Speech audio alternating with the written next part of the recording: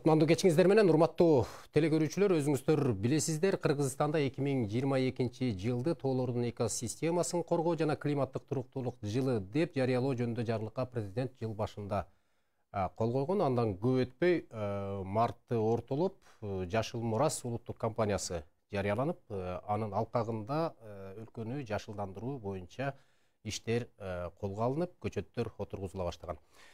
Мына ушундай иштердин аркасында экологияны коргоо, өлкөнү жашылдандыруу маселесине байланыштуу тийиштүү структуралар кандай иштерди аткарды деген маселенин үстүндө биз студиябызга жаратылыш ресурстары, экология жана техникалык көзөмөл министринин орун басары Мыктарбек Алымкулов жана өзгөчө корголуучу аймактар департаментинин баш кадиси Руслан Акуловду студиябызга чакырганбыз.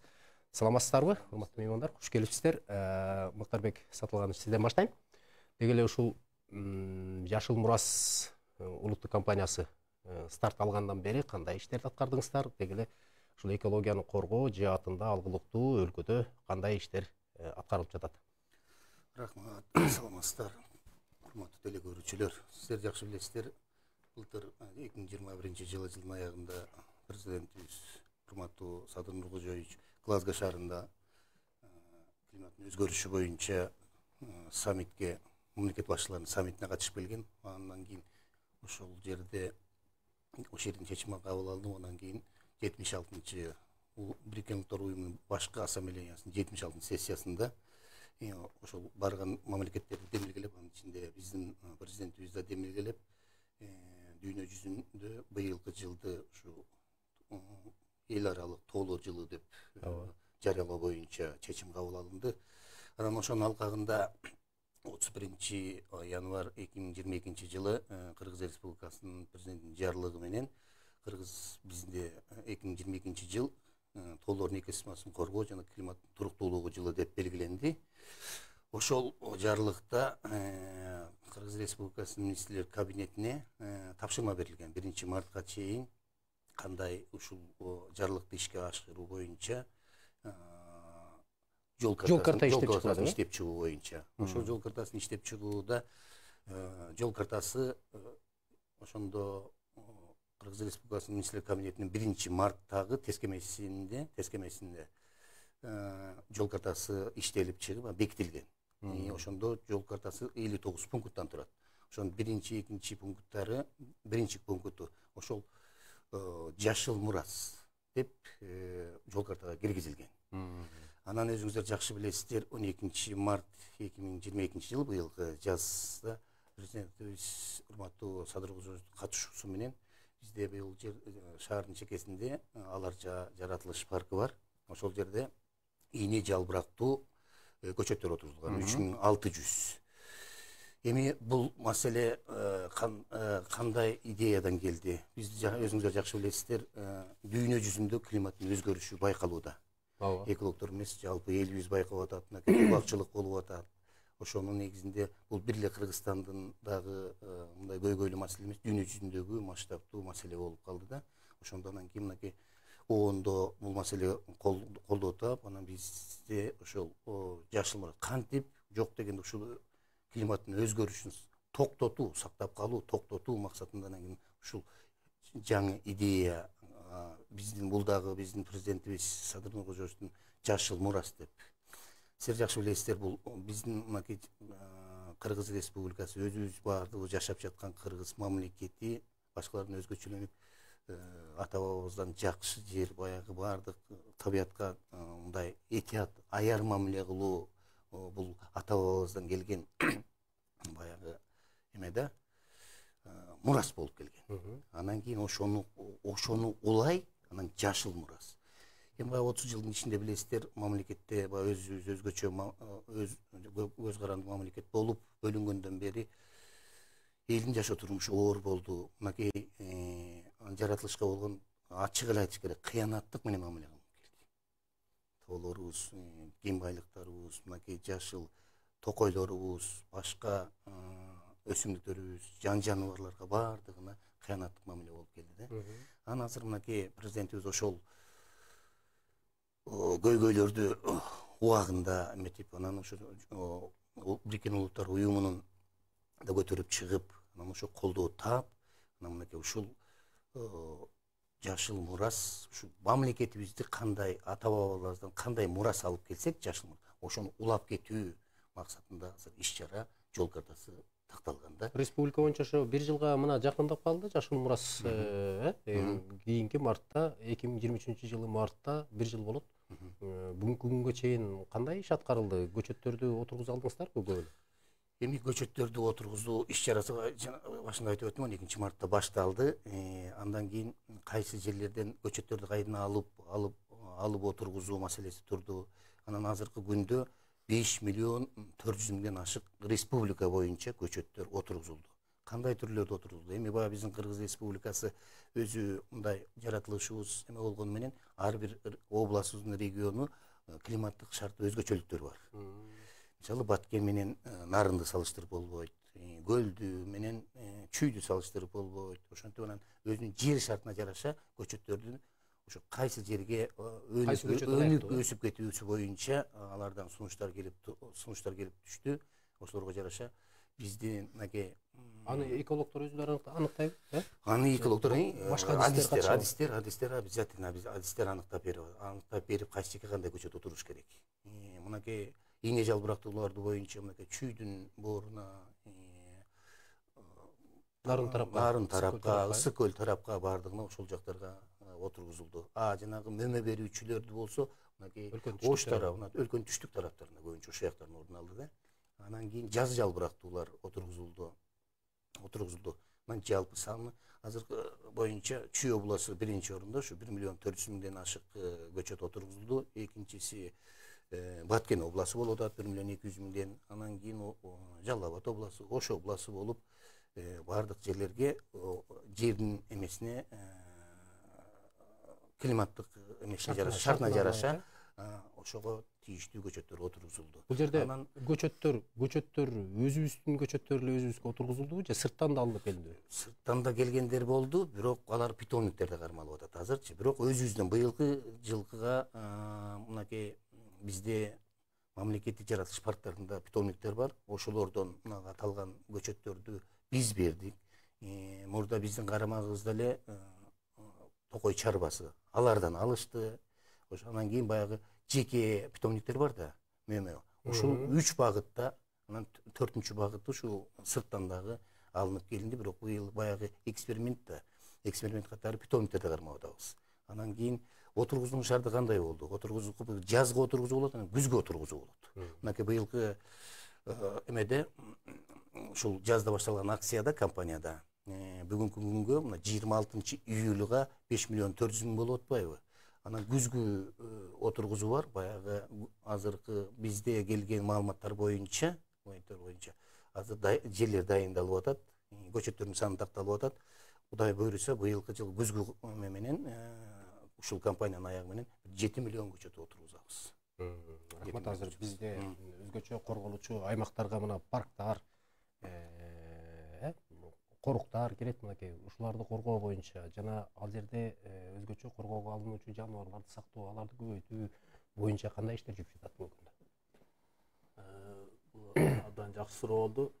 Бизде республикабызда бүгүнкү күндө 10 мамлекеттик жаратылыш корубуз бар. Андан тышкары 13 мамлекеттик жаратылыш парктарыбыз бар. Айта кетсек, акыркы 2015-жылдан бери 3 жаңы мамлекеттик жаратылыш парктар ачылды деп айтсак болот. Аларды атай кетсек, Ысык көл областында, Аксы районунда эң чоң мамлекеттик жаратылыш парк Хан Тенгири деп аталат. Ал 270 миң гектардан ашык жер аянтында уюшулган. Андан кийин Алатай деп Токтогул районунда, Жалал Абад областында Алатай мамлекеттик жаратылыш паркы уюшулду 2016-жылы. Ошол эле убакта Тогуз Тороо районубузда Каначуу деп мамлекеттик жаратылыш паркы уюшулду. Азыр эми быйылкы жылы, ушул 2022-жылдын аягына чейин Баткен областында дагы бир Арка мамлекеттик жаратылыш паркы деп уюштуруу иштери жүрүп атат. Ал Арка 2023-жылга Ош областында Чоң Алай мамлекеттик жаратылыш паркы 2022-жылдын декабрь айына чейин уюштуруу иштерин аяктап, Кудай буйрса 2023-жылга дагы бир жаңы жаратылыш парк кошулат деп ишенебиз. Аларды коргоо боюнча бүгүнкү күндө жана браконьерлик иштерин кыскартуу, анан жаныбарларды, өзгөчө коркулуучу жаныбарларды коргоо боюнча бизде иштер кандай жүрүп атат? Бизде бул жаныбарларды коргоо боюнча биздин азыр өзгөчө корголуучу жаратылыш аймактардын өзүнүн эгерлери бар, токойчулары бар. Андан тышкары биздин аймакта ар бир областта регионалдык башкармалыктар бар. Ошол жерде ар бир райондо 2ден инспекторлорубуз бар. Андан тышкары аңчылык чарбаларда дагы ошо биздин аңчылык жерлерди кайтарган эгерлерибиз. Кудай буйрса иштер жакшы болуп атат. Мыйзам бузуу фактылары аныкталып атат, бирок жылдан жылга кыскарууда да. Бул боюнча мурда кандай эле чаралар аңчылыкка, жанагындай иштерге карата бүгүнкү күндө чаралар күчөтүлгөнбү? Ооба, бул эми мыйзам бузуу фактылары боюнча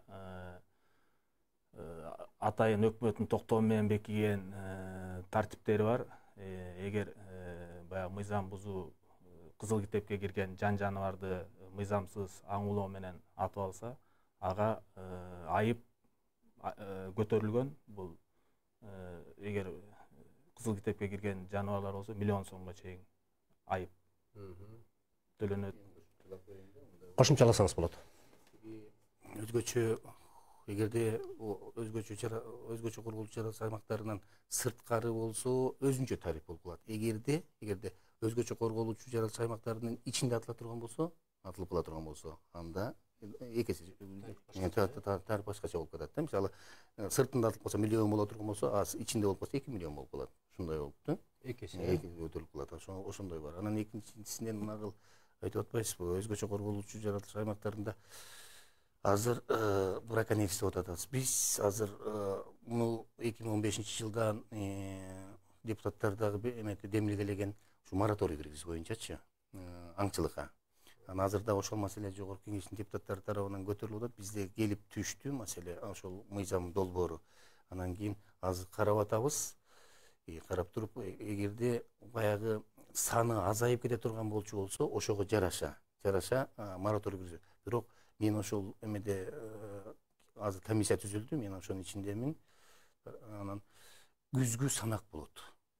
Бизде күзгү санак болот да. Ошол санакта азайып кетсе, ошо жалпы депутаттар катышып атат, башка илимдер академиясынын өкүлдөрү катышып атат, бизден катышып атат. Жергиликтүү эме кылып туруп, ошону комиссияга келип туруп, ушу күзгү санакка келип октябрда санаттан чыгып, ошонун жыйынтыгы менен ушуну нары жылдыралы деген тыянакка келип атабыз азыр. Анан дагы бир өзгөчө корголуучу жаратылыш аймактарында көйгөй бар. Мурда азыр сиздер билесиздер да, биздин министрлик жаратылыш ресурстары, экология жана техникалык көзөмөл. Муну бириктирилип чоң министрлик болду да.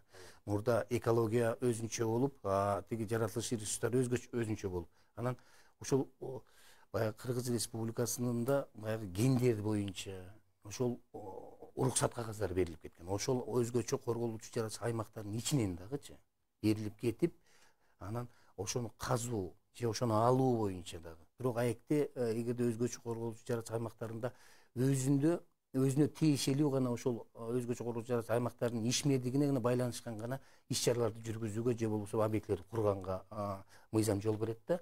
Мындай кен казганга, тияк-бияктарга мыйзам жол бербейт. Ошол аймакка лицензияны алып алган болсочу? Алып алган болсо, азыр ошол маселелердин баардыгын инвентаризация кылып, баарын азыр жүргүзүп атабыз. Азыр мынакей мурда ал башка орган болуп берип, бизде азыр мындай саясат болот да, биринчи экологический изучение, баягы тактоо. Анан кийин. Мурда лицензия берилип калат, анан бизге келип мамлекеттик экологический экспертиза деп туруп, баягы баары бүткөндөн кийин кагаздар топтолуп келгенде бизге таштап коет. Эми бересиңер депчи. Биз баарын алып келбедикпи депчи.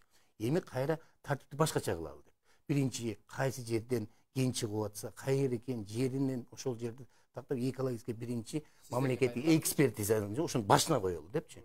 Экспертиза жүрүзүп болобу?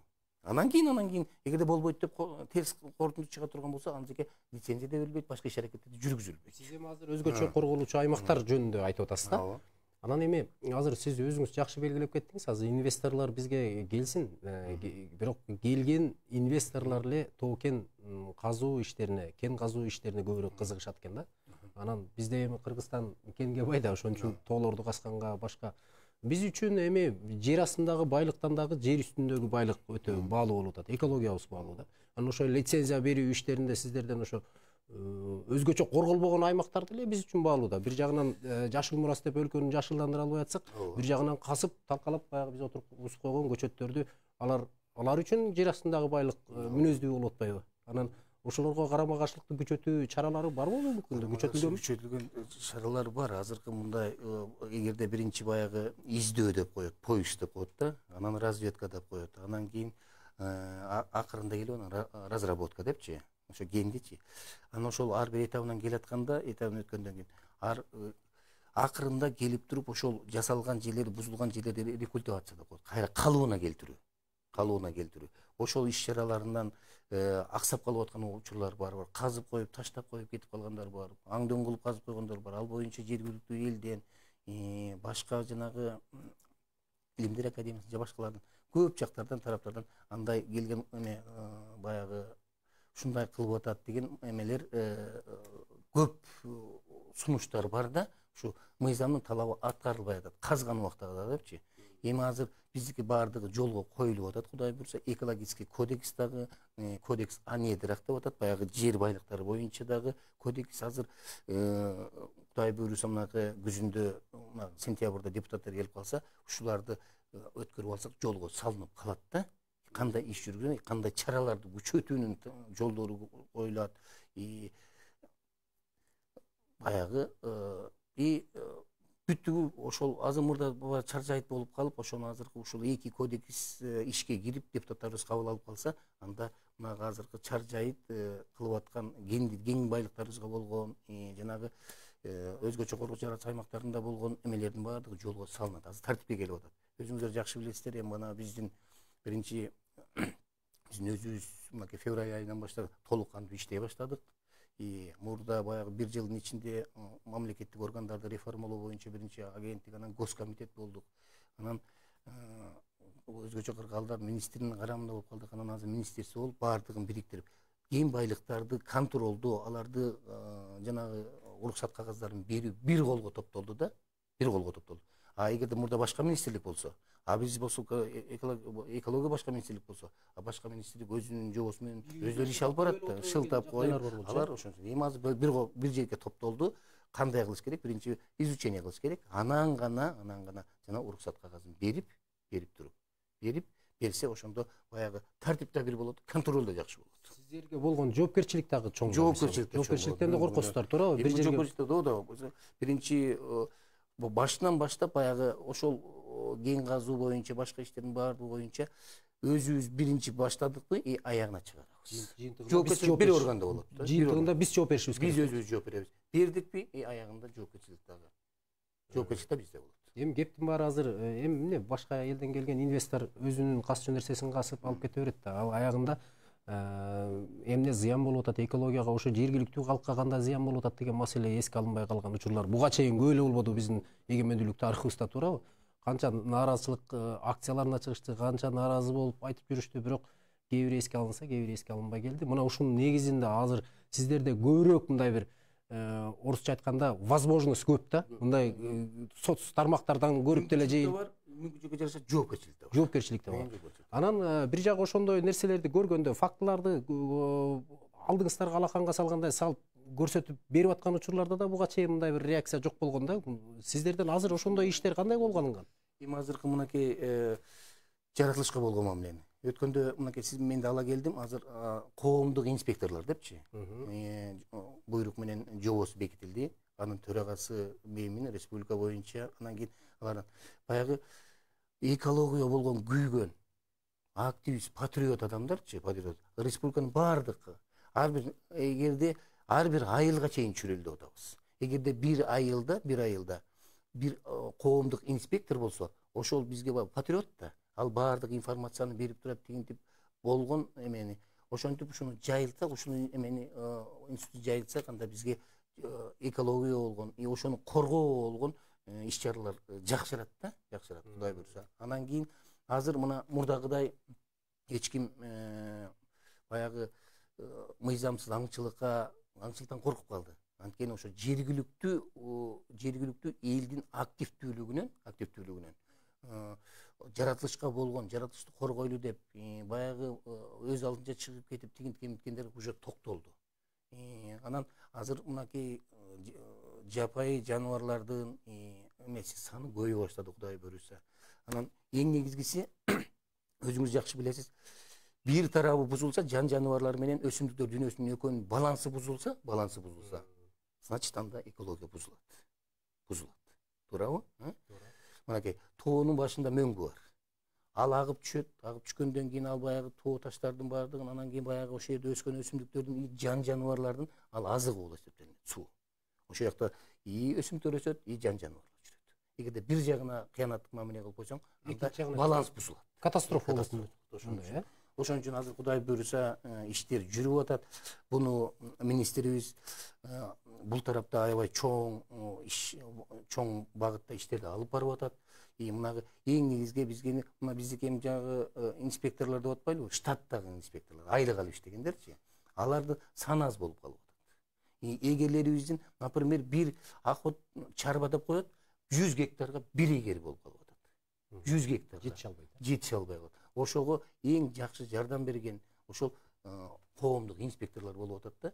Анан алар өздөрү келип атат. Анан аны тандоо. Алар айлык албайт, жөн эле коомчулуктун өкүлдөрү да. Алар өздөрүнүн демилгеси менен ушунчалык келишет, бизге кирет, мага кирип атат. Документтери келип атат республика боюнча. Биринчи партиясы азыр жөнөттүк коомдук инспекторлор. Ушулардан көп мындай натыйжалуу иштер болуп пайда көп болуп атат да бизге, министрликке да келип атат, жалпы эле мамлекетибизге. Анан экинчиден ушу башка министрликтер менен тыгыз байланыш иштеп атабыз. Ушул кайында мамлекет коомго болгон тиги экологияга болгон жоопкерчиликти күчөтөлү деп. Анан бул маселе жанагы тиги адисибизде айтып кетти Руслан, жанагы өзгөчө коргоочу жаратылыш аймактарынын санын бул жол картасында көрсөтүлгөн. Сан чоңойтуу боюнча бул эл аралык коомчулуктун алдында да биздин милдеттенмебиз бар. Жалпы территориябыздын 10%-ин өзгөчө корголуучу жаратылыш аймактарына жеткиребиз деген. Азыркы 7% болуп турат. Кудай буйрса азыр мынакей айтып өттү, ошолордун баардыгын эметсек, бир 2-3-өөнү киргизсек, эми бул жерде баягы эметкенде эми үчүн өзгөчө коргоочу жаратылыш аймактары түзүлөт. Буга Илимдер академиясынын өзүнүн корутундусу болот. Ошол жерде бир жаныбарлар болот, ошолорду сакташ үчүн, өсүмдүктөр болот, ошолорду сакташ үчүн, же болбосо келген куштар болот, же болбосо келген эметкен ошолордун конуп туруп алар ошонун санын бүт баардыгын тең сиздерге тактап берип турабы? Биздики мына мынча калды. Азыр билесиздерби, мынча канаттууларыбыз бар, мына мынча айбанаттарыбыз бар деген маселе. Муну тийиштүү биздин өзүбүздүн кызматкерлер, адистер, тиги Илимдер академиясынын кызматкерлери менен бирдикте айтып атпайлыбы? Булар өзүнчө эсеп жүргүзүшөт. Анан жанагы мораторий киргизели, мыйзамсыз аңчылыкка деп атпайлыбы? Эми депутаттарды кошолду, тийиштүү баягы кызыктар министрликтердин өкүлдөрүн кошолду, комплекстүү чечим кабыл алалы да, анан кийин мыйзамды да жылдыралы деген максат болот. Ошондой аңчылык маселесине келгенде бир суроо берип калайын, убактыбыз аяктап калыптыр. Аңчылык маселесине келгенде мурдараак ушундай бир чиновниктер аралашкан аңчылыкка, жанагындай вертолетторду атайын учак менен, тиги учак менен чыгарып алышып аңчылыкка чыгышчу эле, же болбосо чет өлкөдөн кайсы бир көп акча бергендерди сиздердин эле өзүңүздөрдүн эле адистер кошо алып жүрүшүп, анан аттырып ушундай болгон учурлар кездешчү эле да. Бүгүнкү күндө барбы ошондой? Бүгүнкү күндө толук кандуу жок деп айтсак болот. Себеп дегенде буга чейин айтып кеттик. Мыйзамдар күчөтүлгөн, андан тышкары жергиликтүү коом жер-жеринде ушу экологияга күйгөн, жаратылышка күйгөн жарандарыбыз аябай активдүү катышып берип атышат ушу жаратылышты коргоо тармагында. Азыр мурункундай ар бир адамда 2ден 3төн телефондору бар, баары онлайн режим, баары интернетке байланышкан. мыйзам бузуу фактысы болсо сразу тартып чыгарып, сиз айткандай баягы чиновниктер жанагындай акчалуулар андай жолго баргандан коркуп уже ал толук кандуу токтоду деп ишендире алабыз. Рахмат келип бергендигиңиздерге. Биз тилекке каршы убакыттын тардыгына байланыштуу эфирибизди аяктайлы. Сиздерге рахмат. Кыргызстанды жашылдандыруу боюнча ушундай темпте ушундай маселелерди көтөрүп, ошону ишке ашырып жүрө бериңиздер. Урматтуу телекөрүүчүлөр, биз Жашыл Мурас өлкөнү жашылдандыра алдыбы деги эле бүгүнкү күндө ушул демилге улуттук программа кандай ишке ашып жатат деген маселенин үстүндө жана өлкөнүн экологиясын коргоо, жаратылышты коргоо жаатында кандай иштер жүрүп жатат деген маселенин үстүндө тийиштүү министрликтен жаратылыш ресурстары, экология жана техникалык көзөмөлдөө министринин орун басары Мыктарбек Алымкулов жана өзгөчө корголуучу аймактар департаментинин баш кадиси Руслан Акулов менен маек курдук. Бизди кыргызча жаңылыктар улантат. Эл менен болуңуздар.